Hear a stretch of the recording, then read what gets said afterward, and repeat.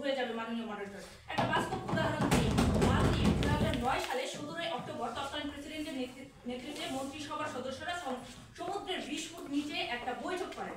এর উদ্দেশ্য জলবায়ু পরিবর্তন ও সমুদ্রের উচ্চতা বৃদ্ধির কারণে মালদ্বীপের অস্তিত্বের ঝুঁকি সম্পর্কে সচেতন করা। লক্ষ্য করুন মডারেটর, শুধুমাত্র সচেতন করতে এই বৈঠক করা হয়েছিল।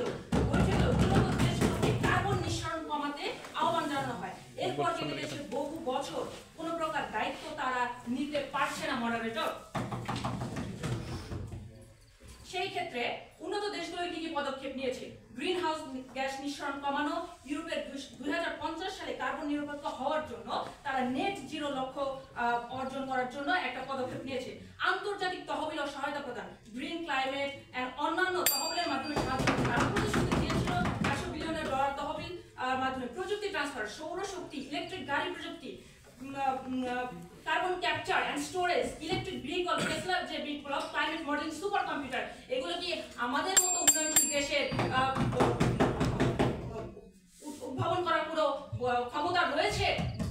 মাননীয় প্রতিপক্ষ, যদি নাই থাকে তাহলে আপনি কিভাবে দায়িত্ব নিয়ে সেই দায়িত্ব বেশি আপনি মনে করছেন? দায়িত্ব বেশি তাদেরই যারা দোষ করবে, যাদের সব ক্ষমতা রয়েছে, যাদের এই পরিস্থিতি সামাল দেওয়ার সম্ভাবনা অনেক বেশি।